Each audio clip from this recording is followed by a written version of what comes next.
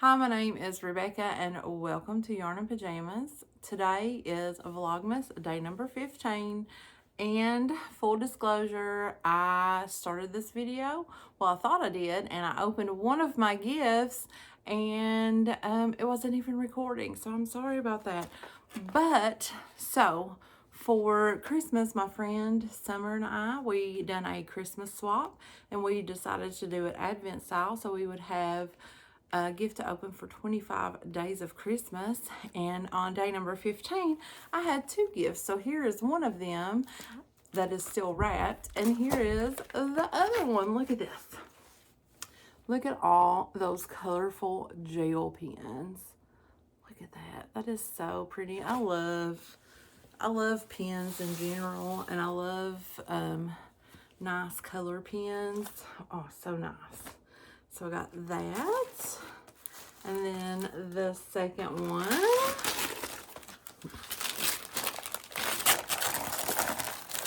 Ooh, look at this. Christmas Gnomes coloring book. Oh, wow. Look at that. Oh. I'm going to have to color some of these and get some frames and have some nice Christmas decor for hanging up. Look at some of those. Oh my goodness.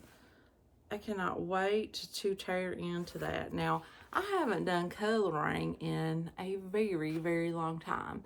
I remember when the adult coloring books came out and were like really, really popular. And I think I tried at that point to maybe like color a little, but just never could find the time or the place to do it at. But I'm excited to give it a go, and what better way to give it a go than some Christmas gnomes? I mean, for real, look how cute that is. It's just so cute. Thank you very much, Summer. I really appreciate this gift and the thought that you've put in to all of my gifts. I really appreciate that. Oh. So, are you guys ready for a nice little Christmas story today? So, I've got The Magic of Christmas Miracles book here. I've selected a story for us to read today, and let's see what it's called. It is called Smokey and the Minister. My sister and I wanted only one thing for Christmas the year of 1987. A kitten. My parents had asked at veterinary clinics and looked in the paper, but there wasn't a kitten to be had in Gunnison, Colorado. By chance, they learned that friends of theirs who lived in Lake City, a town 55 miles southwest of Gunnison, recently had found a 3-month-old kitten wandering by their lake. I remember our delight when on Christmas Eve, a little gray fur ball with big yellow eyes arrived. Smokey immediately became a treasured member of the family. Smokey was a patient, loving animal from the beginning. My sister and I loved to dress him in doll clothes and push him around in a baby stroller. He tolerated this with amazing patience and each night slept curled up at my mom's feet. Independent by nature, Smokey loved to be outside. He would roam the neighborhood and the open fields in front of our house. When we moved to Longmont, Colorado in 1991, this habit did not change. Smokey went exploring every day, but he always came in to cuddle at night. 7 years after we got him, near Thanksgiving of 1994, for the first time in his life, Smokey did not come home. We called and called all evening, but no Smokey. The next morning, hearing a yellow moving truck start its motor, my mother, on impulse, ran across the street and asked the driver if she'd seen our gray cat. No, she hadn't, and with a wave, she drove away. We didn't see Smokey at all the rest of the day or the next day, and we began to worry. We posted signs around the neighborhood and called the local Humane Society, with no luck. One afternoon, I walked all around the area calling for my cat and was so disappointed I cried myself to sleep. 2 weeks after Smokey disappeared, our neighbor walked across the street and told us quietly that our cat was in Florida. Apparently, he had climbed aboard the moving van while it was parked across the street. Trapped in the dark for 7 days without food or water, Smokey had enough energy left to bolt out of the truck as soon as the doors were opened. Our neighbor's friends saw only a streak of gray disappear into the Bradenton neighborhood. When we heard the news that our cat was 2,000 miles away, we were devastated. Although it was good to know he was still alive, we also realized we probably wouldn't ever see him again. We tried to adjust to the fact that our cat was gone. Occasionally, though, our neighbor would walk across the street to tell us that her friends had seen our cat in their Florida neighborhood again. This gave us hope. My mother called a few animal shelters in Bradenton to see if anyone had recently picked up a gray cat. After she had tried for 10 minutes to explain the situation to one man on the other end of the line, he said, "Now your cat is where?" She said, "My cat is in Bradenton," my mom said helplessly. "And where are you?" "I'm in Colorado." When at last he understood, he asked, "Does he have any distinguishing marks?" My mom said, "No, he's just gray all over." "Well, ma'am," he said in an apologetic tone, "I've got about 100 cats in here and probably 20 of them are gray." "But his name is Smokey," my mom said desperately. "Well, ma'am, that tends to work better with dogs than with cats." There seemed to be nothing more we could do, but our neighbor's friends kept seeing him. Coupled with the repeated sightings with the knowledge that Smokey was a one-family cat. He loved us very much, but he didn't take well to strangers. We knew he wouldn't go looking to the people of Bradenton for help. If we didn't find him, he would be on his own. Resolutely, we began pricing plane tickets.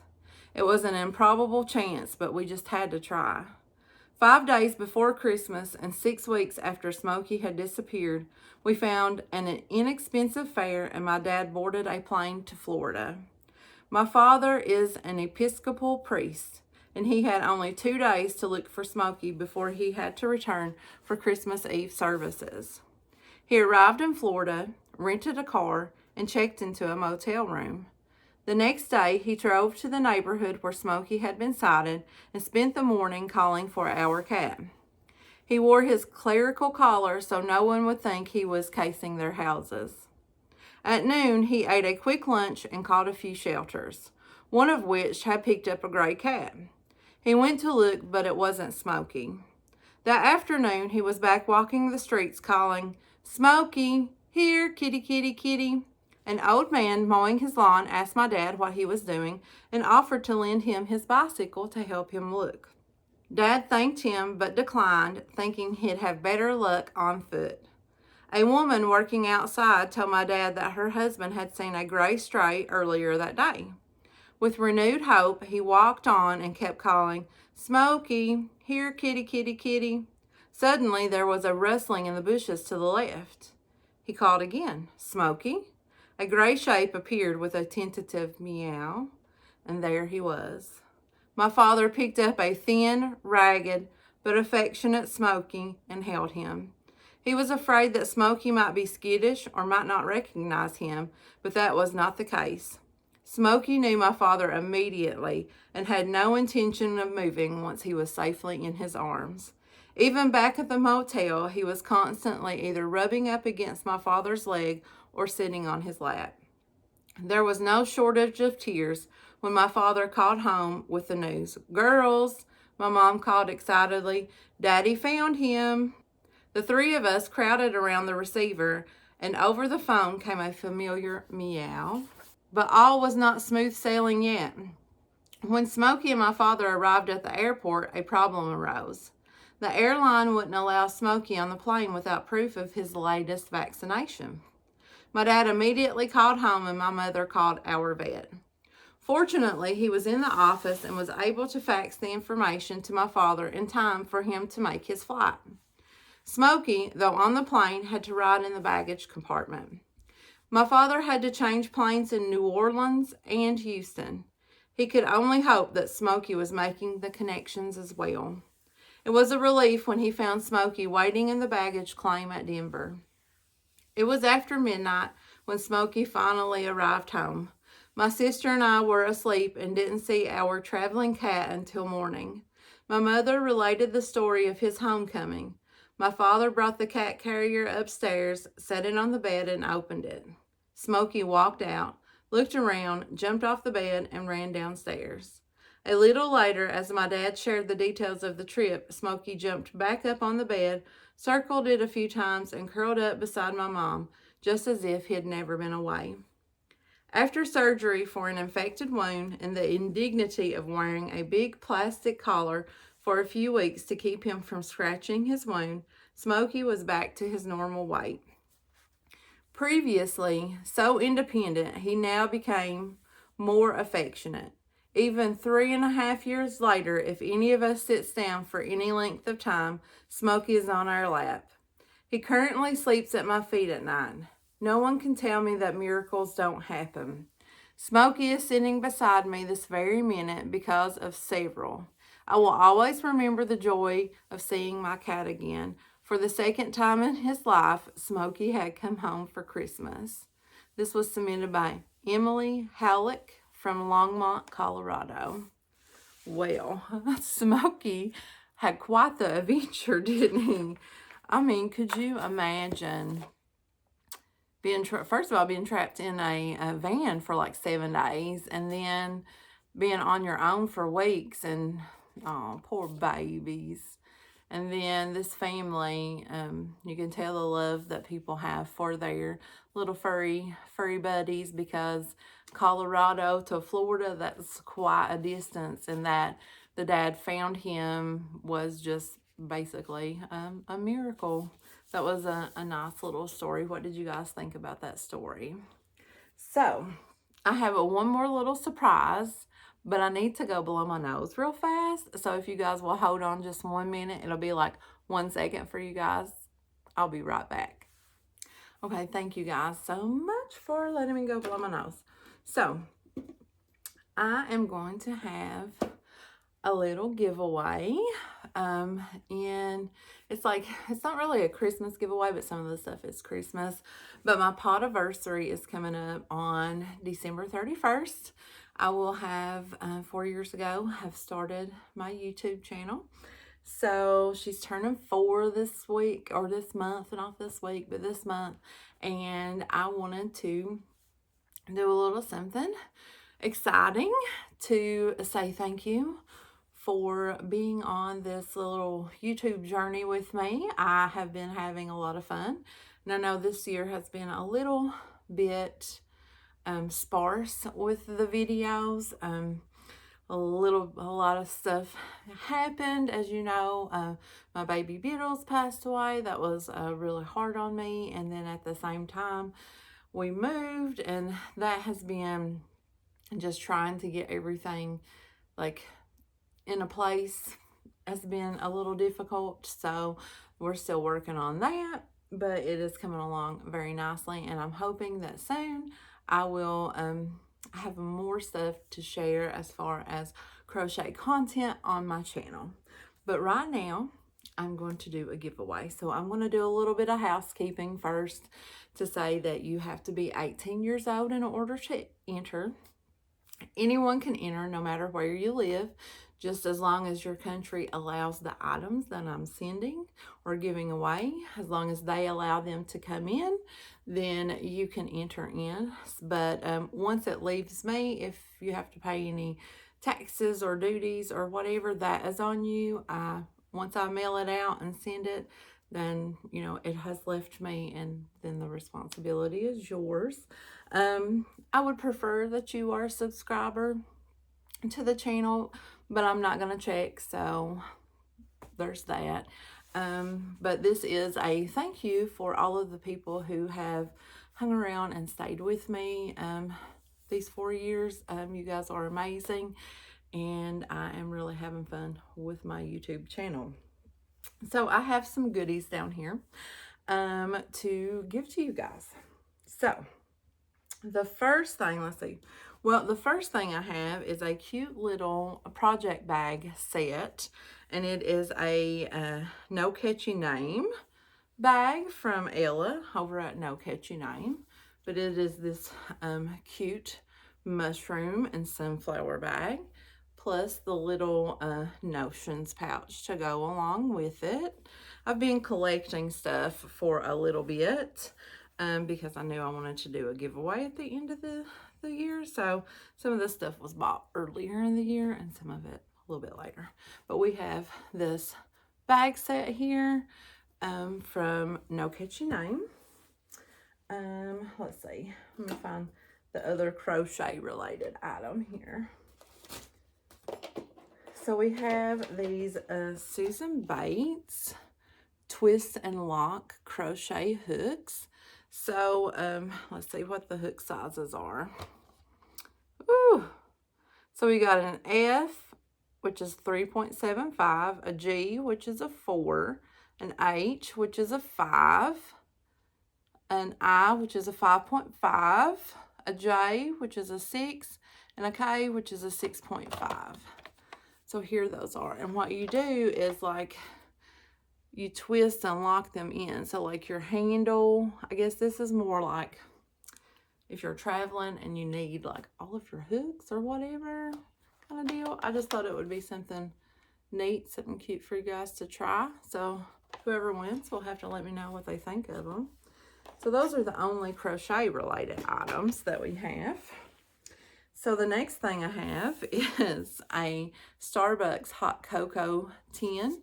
I did drop it in Walmart, so it's a little dented up.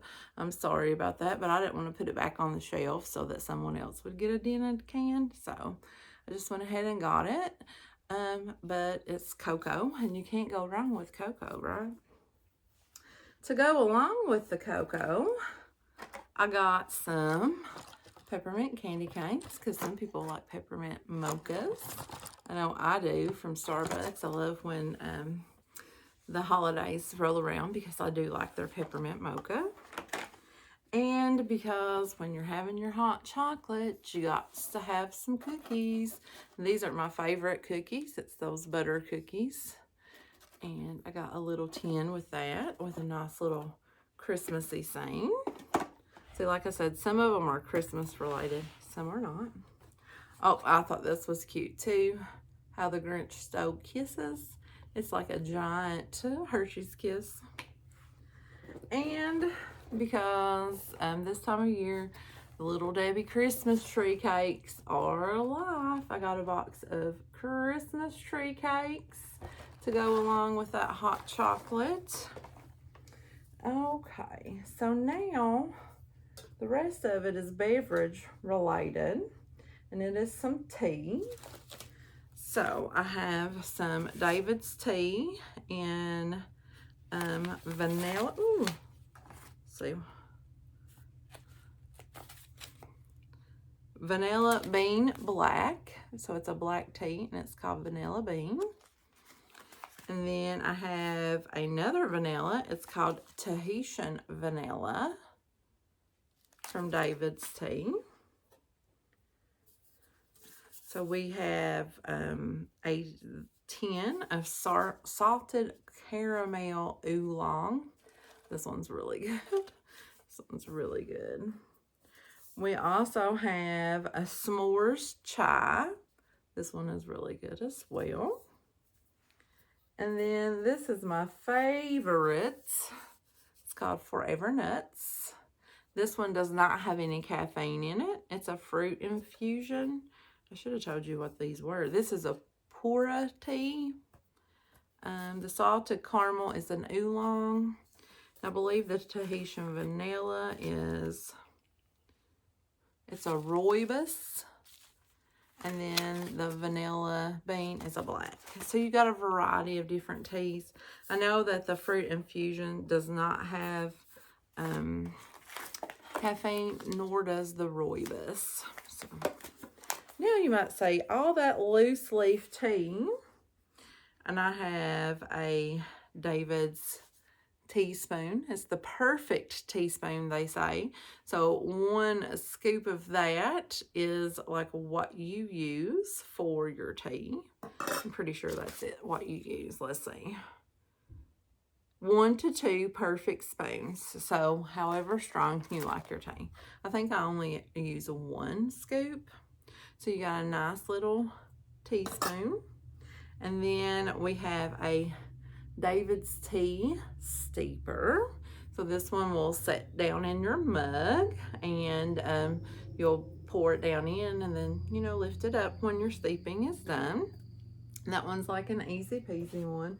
And then the last thing that I have to go along with the tea here is another steeper. And I'm going to go ahead and open this box to show you guys what it is. Whew. It comes with the little thing that it sets in. So that's this. But this is like a, sort of like a pitcher steeper. Oh Lord, I hope I can get this back down in the box. So this is what it looks like. And so you will fill your tea down in here. And like this stuff comes out and you can wash it and stuff too, the strainer. So you'll put your tea and then you'll fill your, up to your lines. There's some lines writing there. Let's see if you guys can, that didn't help it any. But it tells you, like for 8 ounce or 12 ounce, like you fill your hot water up, and you close your lid and you let it steep. And then when you are done, you will set the pot down on top of your cup. And what it does is it pushes this black thing up right here, and then the water flows out. And then the tea will, loose tea will settle in it.